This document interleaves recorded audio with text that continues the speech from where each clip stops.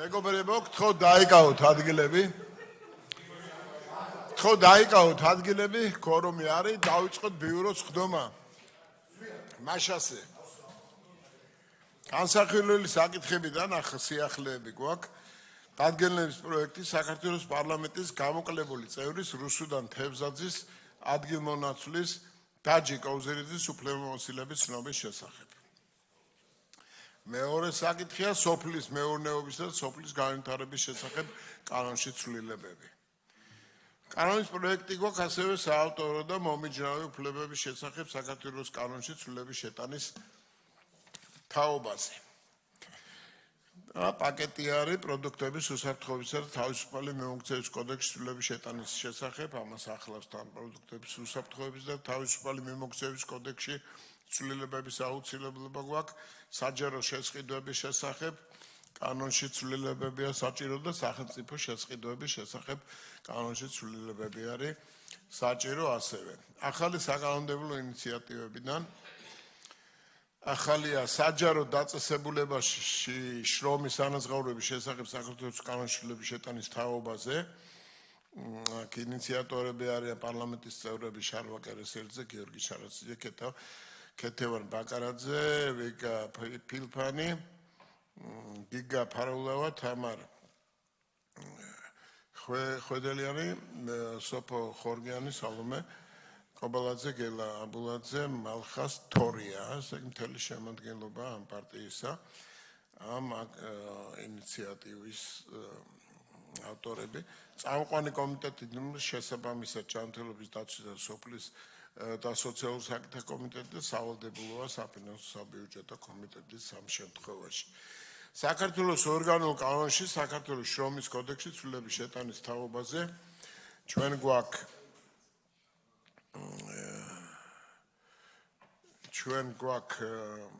ინიციატივა ასევე იგივე ჯგუფისა პარლამენტის წევრების, აქ უკვე წამყვანი კომიტეტი არის ჯანმრთელობის დაცვის და საფინანსო საბიუჯეტო, ისე როგორც წინა შემთხვევაში.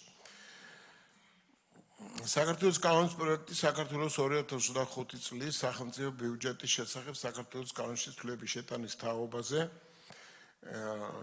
საქართველოს ფინანსთა სამინისტროა ინიციატორი, წამყვანი კომიტეტი, საფინანსო საბიუჯეტო კომიტეტი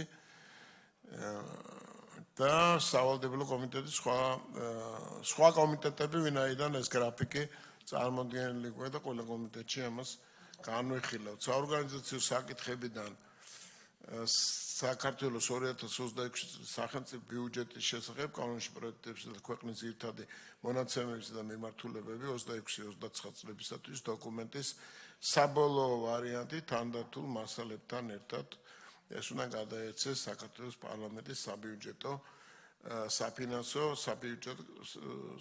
საბიუჯეტო კომიტეტს. ბიურო განიხილავს გრაფიკს და დასამტკიცებლად წარუდგენს საქართველოს პარლამენტის თავმჯდომარეს.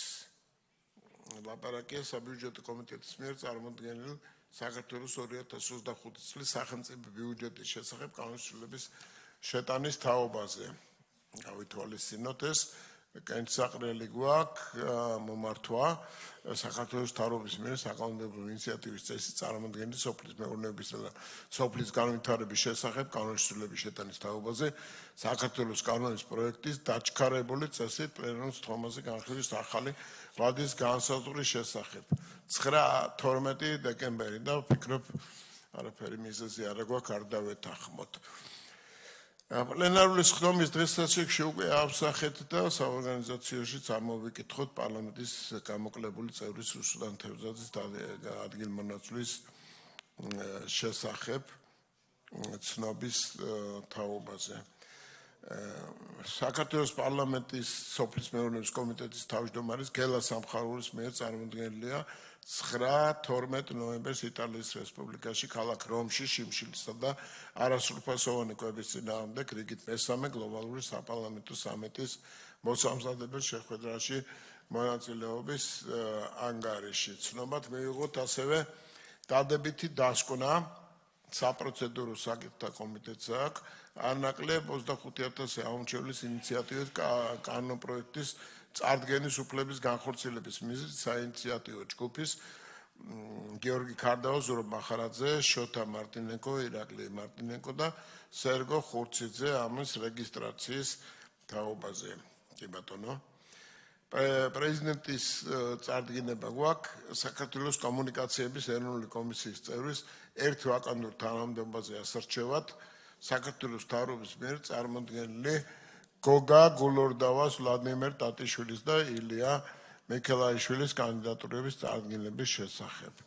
აქ სამყარო კომიტეტად ეკონომიკური პოლიტიკის კომიტეტი განისაზღვრება ასე და ამგვარად თუ რაიმე განცხადებები არ აქვს დამატებით გთხოვ დავამთავროთ დავამთავროთ ბიუროს სხდომა. წინააღმდეგი არავინ არ არის. დიდი მადლობა სხდომა დამთავრებულია.